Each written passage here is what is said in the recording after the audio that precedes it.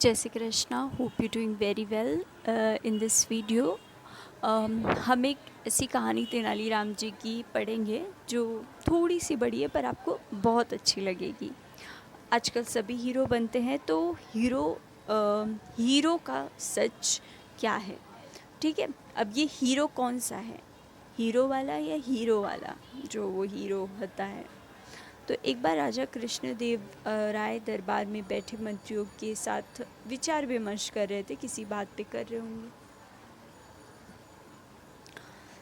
तभी एक व्यक्ति उनके सामने आकर कहने लगा, महाराज मेरे साथ न्याय करें, मेरे मालिक ने मुझे धोखा दिया है। इतना सुनते ही महाराज ने उनसे पूछा, तुम कौन हो और तुम्हारे साथ क्या हुआ है? ये होता है एक अच्छे और न्यायप्रिय राजा की पहचान, कि बिना किसी कारण को जाने हुए पहले ही वो सतर्क हो जाते हैं। अन्नदाता, मेरा नाम नामदेव है। कल मैं अपने मालिक के साथ किसी काम से एक गांव जा रहा था। गर्मी की वजह से चलते चलते हम थक गए और पास में स्थित एक मंदिर की छाया में बैठ गए। तभी मेरी नज़र लाल रंग के थैली पर पड़ी, जो कि मंदिर के एक कोने में पड़ी थी। मालिक के आज्ञा लेकर मैंने वो थैली उठा ली।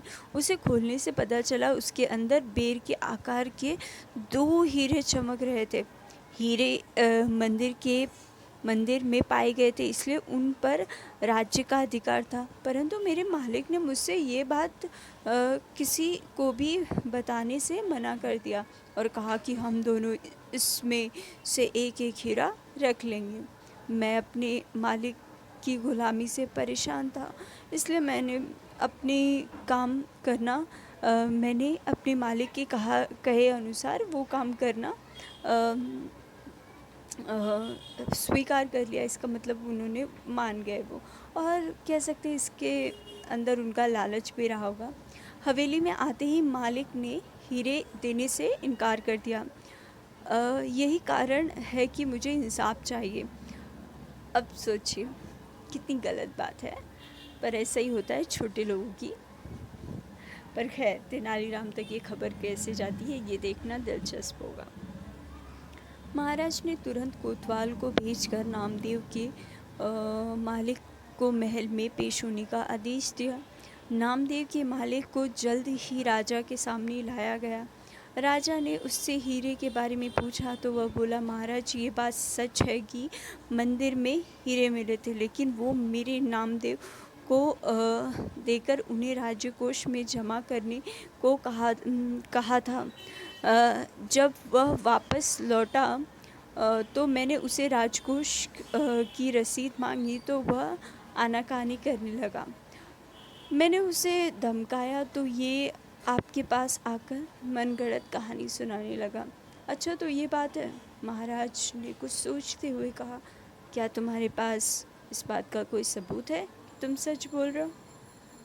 अन्नदाता, अगर आपको मेरी बात पर यकीन नहीं तो आप मेरे दूसरे 3 नौकर से पूछ सकते हैं, वे उस वक्त वहीं थे।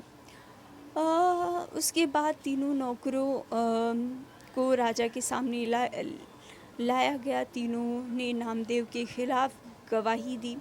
महाराज तीनों नौकरों और मालिकों को वहीं बिठाकर अपने विश्राम कक्ष में चले गए और सेनापति तेनालीराम गृह मंत्री को भी इस विषय में बात करने के लिए वहां बुलाया। उनके पहुंचने पर महाराज ने मंत्री से पूछा, आपको क्या लगता है, क्या नामदेव झूठ बोल रहा है? जी महाराज, नामदेव ही झूठा है।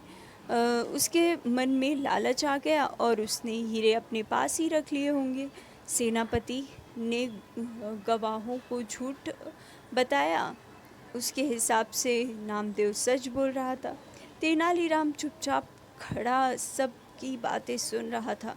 तब महाराज ने उसकी ओर देखते हुए उनसे भी राय मांगी, क्योंकि अगर बात की जाए कि कृष्णदेव राय के सबसे प्यारे कौन थे। अब देखिए आगे क्या होता है।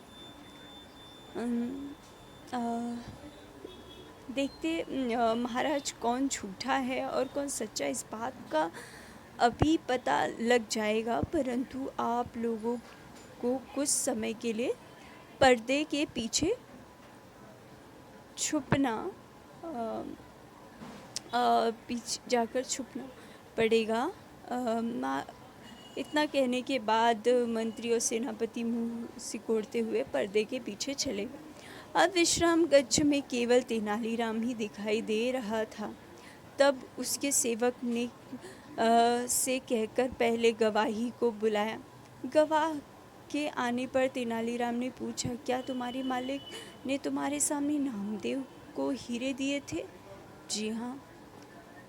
फिर तो तुम्हें हीरे का रंग और आकार के बारे में भी पता होगा। तेनालीराम ने एक कागज और कलम पर गवाह के सामने करते हुए उससे कहा, तो तुम मुझे इस पर हीरे का चित्र बनाकर दिखाओ। इतना सुनते ही उसकी सिट्टी पिट्टी गुल हो गई और बोला, मैंने हीरे नहीं देखे क्योंकि वो लाल रंग के थैली में थे। अच्छा, अब चुपचाप वहाँ जाकर खड़े हो जाओ। दूसरे गवाह को बुलाकर उससे भी यही प्रश्न पूछा गया। उसने हीरे के रंग में बताकर कागज के दो गोल गोल आकृतियाँ बनाकर अपनी बात साबित की। फिर उसे भी पहले गवाह के पास खड़ा कर दिया गया और तीसरे गवाह को बुलाया गया। उसने बताया कि हीरे भोजपत्र की थैली में भोजपत्र की थैली में थे, इस वजह से वह उन्हें नहीं देख पाया। इतना सुनते ही महाराज पर्दे के पीछे से सामने आ गए। महाराज को देखते ही तीनों घबरा गए और समझ गए कि अब सच बोलने में ही उनकी भलाई है। तीनों महाराज के पैरों पड़कर माफ़ी मांगने लगे और बोले, हमें झूठ बोलने के लिए मालिक ने धमकाया था और नौकरी से निकालने की धमकी दी थी, इसलिए हमें झूठ बोलना पड़ा।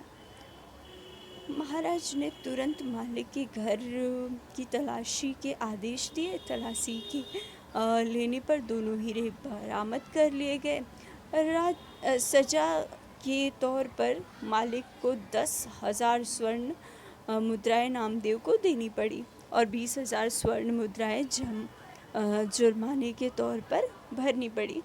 जबकि बरामद हुए दोनों हीरे राजकोष में जमा कर लिए गए। इस प्रकार तेनालीराम की मदद से महाराज ने रामदेव के हक में फैसला सुनाया। इससे क्या सीख मिलती है? मॉरल ऑफ द स्टोरी, मतलब ये है कि लालच बुरी भला है। जितना हो सके अपने आप को लालच से दूर रखना चाहिए।